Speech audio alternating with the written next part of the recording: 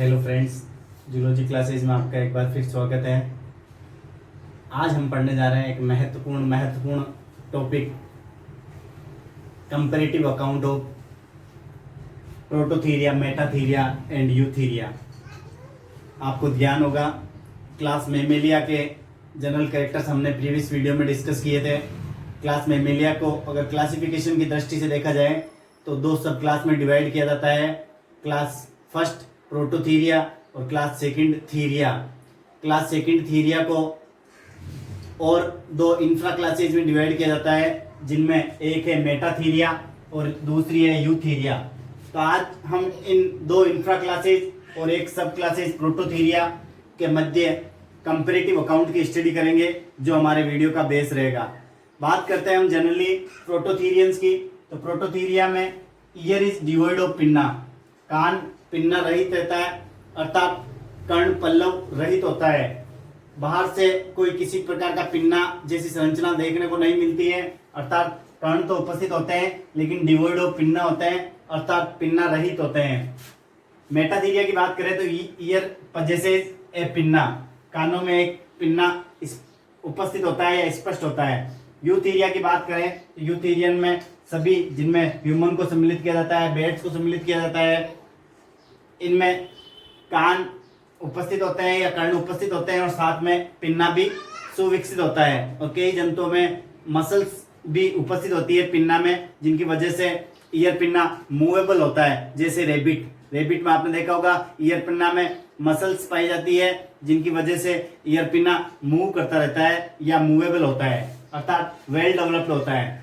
बात करते हैं नेक्स्ट डिफरेंसेस की। Scrotum is absent. स्क्रोटम आपको पता होना चाहिए स्टूडेंट्स, स्क्रोटम टेस्टिस के बाह्य आवरण को हम स्क्रोटम कहते हैं, अर्थात वृषण के आवरण को जिसमें वृषण स्थित होते हैं उन्हें हम स्क्रोटम कहते हैं। तो यहाँ मुख्यतः स्क्रोटम इज एब्सेंट, अर्थात वृषण कोश हम इसे कह सकते हैं, वृषण कोश अनुपस्थित होता है। बात करते हैं मेटाथीरिया की। Scrotum is present but in front of penis. Scrotum उपस्थित होता है, लेकिन अगर पोजीशन की बात करें तो एक्चुअल में इन फ्रंट ऑफ पेनिस मतलब सीसन के सामने वृषण कोश स्थित होते हैं। बात करते हैं यूथीरिया की। तो स्क्रोटम इज प्रेजेंट, यहाँ भी स्क्रोटम उपस्थित होता है, अर्थात टेस्टिस एब्डोमेन कैविटी में स्क्रोटम में उपस्थित होते हैं। लेकिन अगर पोजीशन की बात करें स्क्रोटम की तो ऑन द साइड और बिहाइंड द पेनिस, तो ये सीसन के साइड में या पीछे की तरफ उपस्थित होता है। नेक्स्ट डिफरेंसेस की बात करें तो प्रोटोथीरियंस में निपल्स आर एब्सेंट, अर्थात इनमें चुचुक या निपल्स मेमोरी ग्लैंड पे अनुपस्थित होते हैं। मेटाथीरियंस की बात करें तो यहाँ मेमोरी ग्लैंड्स में निपल्स आर प्रेजेंट, अर्थात चुचुक यहाँ उपस्थित होते हैं। यूथीरियंस की बात करें तो यहाँ भी सुविकसित मेमोरी ग्लैंड्स होती है और उनमें निपल्स आर प्रेजेंट, अर्थात चुचुक उपस्थित होते हैं। नेक्स्ट डिफरेंसेस की बात करें तो अगर हम मेमोरी ग्लैंड की पोजीशन देखें तो प्रोटोथीरियंस में mammary glands are abdominal, mammary glands abdominal या उदरीय भाग में स्थित होती है। जबकि मेटाथीरियंस की बात करें तो मेटाथीरियंस में भी मेमोरी ग्लैंड्स एब्डोमिनल होती है और nipples are abdominal, nipples abdominal अर्थात उदरीय भाग में स्थित होते हैं। बात करते हैं हम यूथीरिया की। तो यहाँ mammary gland nipples are abdominal और थोरेसिक। यहाँ मेमोरी ग्लैंड कुछ जंतुओं में एब्डोमिनल या उदरीय हो सकती है और कुछ जंतुओं में थोरेसिक या वक्षीय होती है। अधिकांशतः हम हायर कोऑर्डिनेट या डेवलप्ड कोऑर्डिनेट की बात करें या यू कोऑर्डिनेट्स की बात करें तो अधिकांशतः मोस्टली थोरेसिक पोजीशन लिए होती है मेमोरी ग्लैंड और उन पर निपल्स उपस्थित होते हैं। नेक्स्ट बात करते हैं एक महत्वपूर्ण संरचना, मार्सुपियम। मार्सुपियम जिसे ब्रूड पाउच भी कहा जाता है, जिसे शिशु धानी कहते हैं, जिनमें छोटे शिशु को या नवजात का पालन पोषण की दृष्टि से एक विकसित प्रकार का कोश या थैलेनुमा संरचना है, जिसे हम मार्सुपियम कहते हैं। बात करते हैं हम प्रोटोथीरियंस की। तो मार्सुपियम इज एब्सेंट, यहाँ मार्सुपियम अनुपस्थित होती है। जबकि कैरेक्टरिस्टिक फीचर की बात करें तो मेटाथीरियंस का कैरेक्टरिस्टिक फीचर है कि इनमें मार्सुपियम उपस्थित होती है या ब्रूड पाउच या शिशुदानी इनमें उपस्थित होती है, जो नवजात के पालन पोषण का या रियरिंग का कार्य करती है। इसी में नवजात को रखकर ये जनक या इनके जनक इनका केयरिंग या रियरिंग करते हैं। बात करते हैं यूथीरियंस की, तो यूथीरियन में मार्सुपियम पूर्णतः या क्लियरली आप कह सकते हो अनुपस्थित होती है या एब्सेंट होती है। नेक्स्ट डिफरेंस की बात करें तो प्रोटोथीरियंस एनिमल्स अधिकांशतः या आप यूं कह सकते हो स्पष्ट ओविपेरस एनिमल है, अर्थात अंडयुज है, अंडे देते हैं या एग लेइंग एनिमल्स इन्हें कह सकते हैं, और अंडे में नवजात या इन्फेंट शिशु का विकास होता है। तो जनरली ओविपेरस एनिमल है प्रोटोथीरियंस। बात करते हैं हम मेटाथीरिया की, तो मेटाथीरिया विविपेरस है, अर्थात शिशु प्रजक है। ये सामान्यतः परिवर्तन के दौरान शिशु का निर्माण करते हैं। और बात करते हैं यूथीरिया की, तो ये भी शिशु प्रजक होते हैं, अर्थात ये भी परिवर्तन में शिशु अवस्था प्रकट करते हैं। नेक्स्ट बात करते हैं हम एक और डिफरेंसेस की, तो यहाँ प्लेसेंटा इज एब्सेंट, ये भी एक महत्वपूर्ण डिफरेंस है। बात करते हैं प्रोटोथीरिया, जिसे हम प्रिमिटिव कोर्डेट्स कह सकते हैं या प्रिमिटिव मैमल्स कह सकते हैं, इनमें प्लेसेंटा अनुपस्थित होता है। प्लेसेंटा क्या होता है? तो प्लेसेंटा मैटरनल टिश्यू और फीटल टिश्यू के मध्य एक कनेक्टिंग लिंक है, जिनकी सहायता से एम्ब्रियो डेवलपमेंट में हेल्प मिलती है, या आप कह सकते हो भ्रूण के परिवर्तन के लिए एक अस्थायी संरचना है जो मात्रक ऊतकों से जुड़ी रहती है, जिससे भ्रूण का परिवर्तन गर्भकाल के दौरान या गेस्टेशन पीरियड के दौरान जारी रहता है। तो हम बात करते हैं प्लेसेंटा की, तो यहाँ प्रोटोथीरियन जंतुओं में प्लेसेंटा अनुपस्थित होता है। बात करते हैं मेटाथीरियन जंतुओं की, तो प्लेसेंटा इज स्मॉल, यहाँ प्लेसेंटा उपस्थित तो होता है लेकिन उसका आकार की बात करें तो ये आकार में छोटा होता है एंड सिंपल, अर्थात सरल होता है। तो सरल और आकार में छोटे प्रकार का अपरा या प्लेसेंटा मेटाथीरियन जंतुओं में देखने को मिलता है। नेक्स्ट बात करते हैं यूथीरियंस की, तो यहाँ placenta is large and complex, यहाँ प्लेसेंटा विकसित प्रकार का होता है और जटिल प्रकार का होता है। आप यूं कह सकते हो इनका आकार में भी विविधता देखने को मिलती है, जो कि कॉम्प्लेक्स टाइप का होता है या जटिल होता है। प्लेसेंटा को अगर डिवाइडेशन की बात करें हम, तो अलग अलग क्राइटेरिया के आधार पर इसको डिवाइड किया जाता है, जिनमें विभिन्न प्रकार के प्लेसेंटास को सम्मिलित करते हैं। अगर हम बात करें ह्यूमन की या मानव की, तो मानव का प्लेसेंटा एक ट्रू प्लेसेंटा है, जिसे हम एलेंटोकोरियोनिक प्लेसेंटा कहते हैं। तो placenta is large and complex, यहाँ प्लेसेंटा बड़ा होता है और जटिल होता है।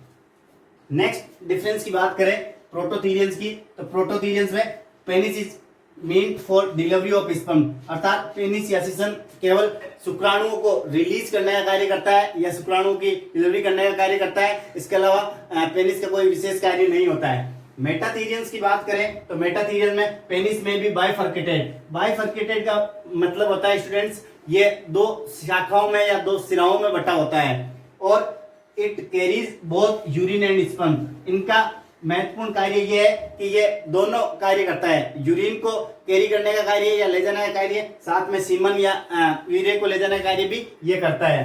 बात करते हैं हम यूथीरियंस की, तो यूथीरिया में ये नॉट बाइफर्केटेड, अर्थात द्विशाखित नहीं होता है, लेकिन बट कैरीज इज बोथ, लेकिन ये यूरिन और स्पर्म दोनों को ले जाने का कार्य करता है। तो इनके अलावा हम बात करते हैं अन्य कैरेक्टर्स की, तो कुछ कैरेक्टर्स और निम्न प्रकार होते हैं। प्रोटोथीरिया में single aperture for digestive and urinogenital tract, अर्थात एकल छिद्र होता है जो कि डाइजेस्टिव और यूरिनोजेनिटल अर्थात पाचन तंत्र एवं मूत्र जनन तंत्र ट्रैक्ट के लिए एकमात्र छिद्र होता है, जिसे क्लोका या अवस्कर कहते हैं। अर्थात यूरिनोजेनिटल और डाइजेस्टिव ट्रैक्ट दोनों की ओपनिंग क्लोका या अवस्कर के दौरान होती है या अवस्कर से होती है।